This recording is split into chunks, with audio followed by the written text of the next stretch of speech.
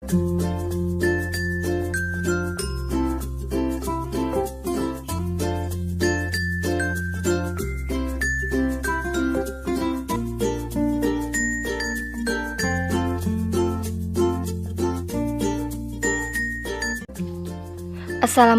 warahmatullahi wabarakatuh. Halo, saya Nurul Azmi, NIM 22022201. Pada video ini, saya akan membahas salah satu part of speech, yaitu noun atau dikenal juga dengan kata benda. Well, noun adalah kata benda yang merupakan salah satu jenis dari part of speech atau kelompok dalam bahasa Inggris. Nah, dalam suatu kalimat bahasa Inggris akan selalu terdapat noun atau kata benda. Tapi apakah teman-teman tahu apa sih noun itu?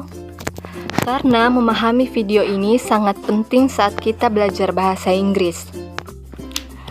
Pada video ini akan ada 3 subtopik yang akan kita bahas terkait dengan noun. Yang pertama, definisi noun, kemudian fungsi noun, dan yang berikutnya adalah jenis-jenis noun.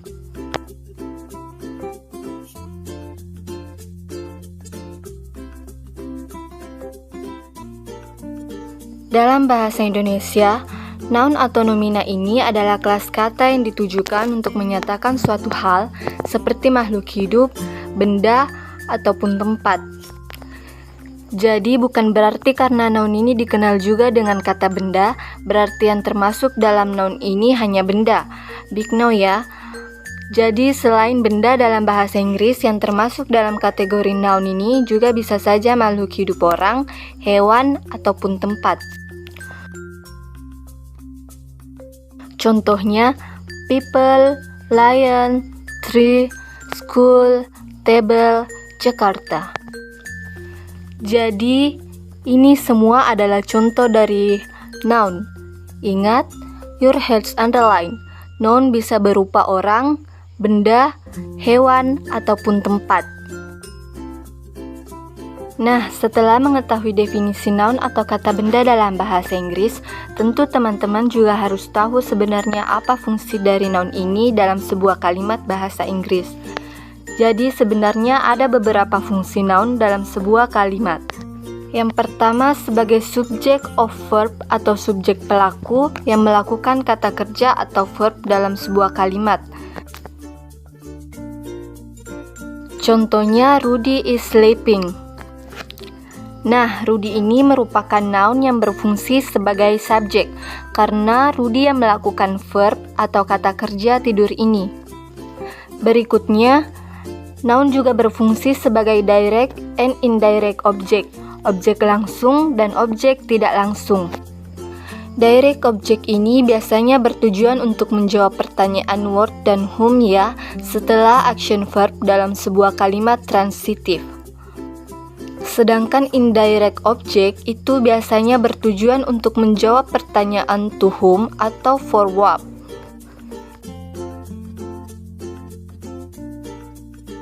Biar lebih jelas, sekarang kita lihat contohnya. Rudy plays guitar in his room. Nah, pada kalimat ini terdapat 3 noun, Rudy, gitar, dan room. Nah, Rudy ini merupakan subjek di kalimat. Ini subjek yang melakukan verb plays. Sedangkan gitar inilah yang disebut sebagai dar objeknya. Objek yang secara langsung mendapat action dari kata kerja. Contoh berikutnya, Dian bought a new bag for Siska.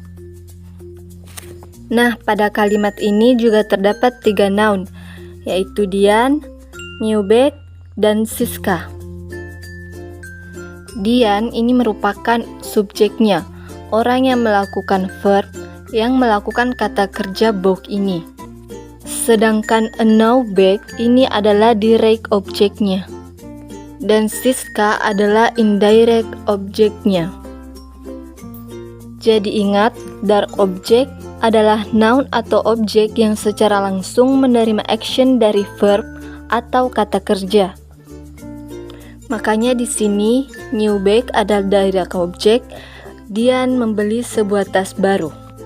Membeli apa? Membeli tas baru. Berarti tas ini adalah objek. Objek langsung dari kata kerja membeli. Sedangkan Siska di sini adalah indirect object. Objek yang tidak langsung. Jadi kesimpulannya, kalau direct object itu biasanya terletak setelah verb, langsung terletak setelah verb. Makanya direct object ini biasanya itu untuk menjawab pertanyaan what. Sedangkan indirect object itu biasanya tidak langsung mengikuti verb. Umumnya indirect object ini akan menjawab pertanyaan to what, atau to whom, atau for what.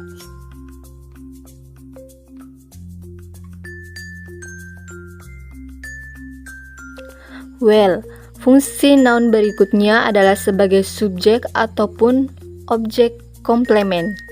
Subjek komplement itu maksudnya sebagai komplement atau pelengkap yang merujuk ke subjek.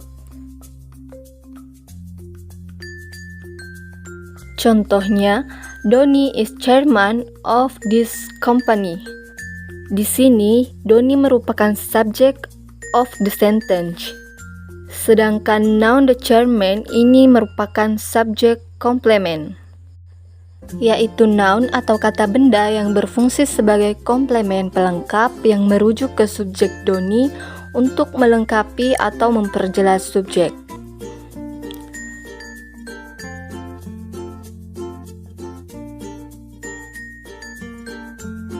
Nah, sedangkan objek komplement itu merupakan komplement atau pelengkap yang merujuk ke objek.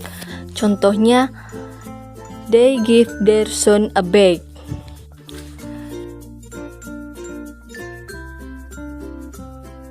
Di sini they merupakan subjeknya dan restoran ini merupakan objek. Sedangkan a bag di sini merupakan objek komplement pelengkap dari objek the restaurant. Ya, jadi ada subjek komplement dan ada objek komplement.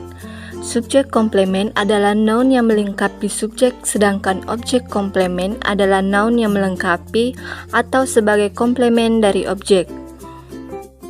Fungsi noun berikutnya adalah sebagai object of preposition atau objek dari kata depan. Contohnya, our office is on the first floor. Di sini, noun first floor ini merupakan objek dari preposition dari preposition on. Jadi, ketika ada noun yang terletak setelah preposition atau kata depan seperti in, on, at, by, of, and etc., maka noun itu akan berfungsi sebagai object of preposition.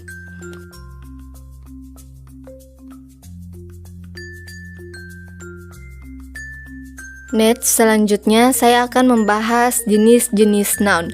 Jadi, noun ini sebenarnya terbagi menjadi beberapa kategori ya. Yang pertama itu berdasarkan bentuknya. Jadi, berdasarkan bentuknya, noun ini dibagi menjadi dua, yaitu concrete and abstract noun. Concrete noun itu adalah noun atau kata benda yang dapat diamati oleh panca indera.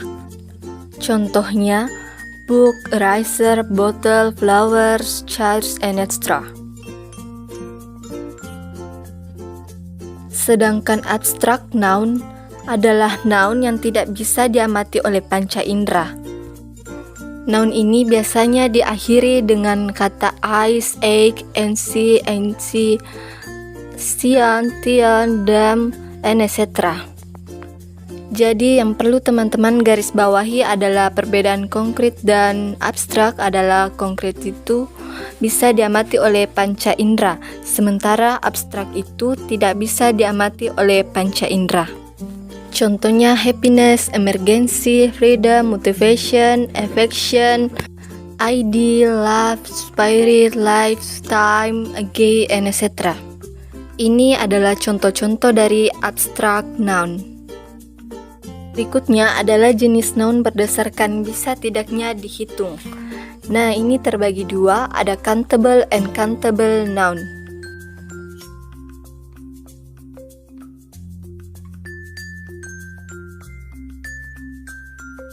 Jadi countable noun ini adalah noun yang dapat dihitung.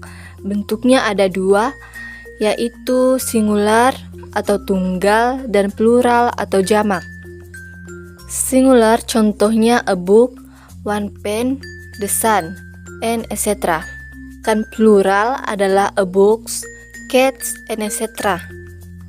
Nah, di sini bisa teman-teman perhatikan perbedaan bentuk singular dan pluralnya.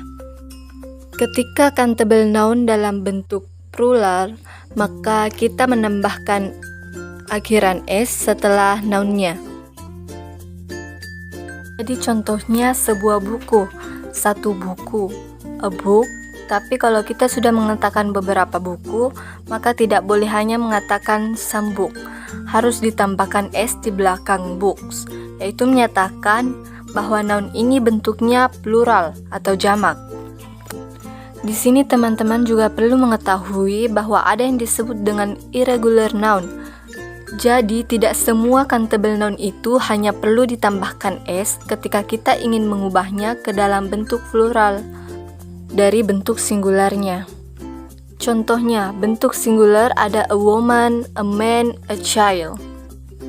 Seorang perempuan, seorang laki-laki, seorang anak. Ini kalau kita mau buat ke dalam bentuk pluralnya, itu tidak hanya menambahkan s atau tidak boleh menambahkan s ke belakang nounnya, karena akan berubah bentuknya. Khusus untuk kelompok kata irregular noun ini berubah bentuk nounnya. Jadi dari a woman akan menjadi women untuk bentuk plural atau jamaknya. A man menjadi man, a child menjadi children. Jadi inilah yang disebut dengan irregular noun, artinya tidak hanya sekedar menambahkan s di belakang noun yang singularnya. Selanjutnya ada countable noun. Jadi tadi kalau countable noun adalah kata benda yang dapat dihitung, maka countable noun ini adalah kata benda yang tidak dapat dihitung.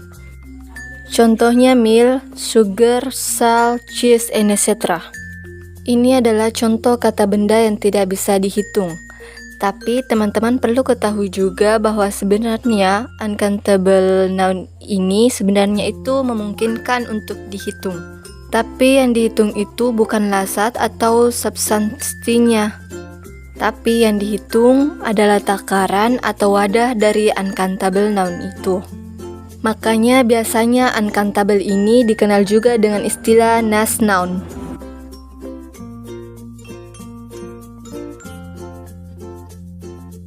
Contohnya milk. Kata milk ini kan uncountable noun, namun tapi kalau saya gunakan dalam sebuah kalimat dengan mengatakan a glass of milk, segelas susu, maka segelas susu ini bisa saja menjadi countable noun.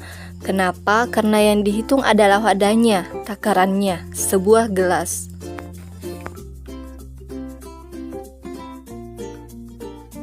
Noun berikutnya adalah pembagian noun ke dalam common atau proper noun yang merujuk apakah suatu noun itu termasuk nama yang spesifik atau bukan, atau yang umum.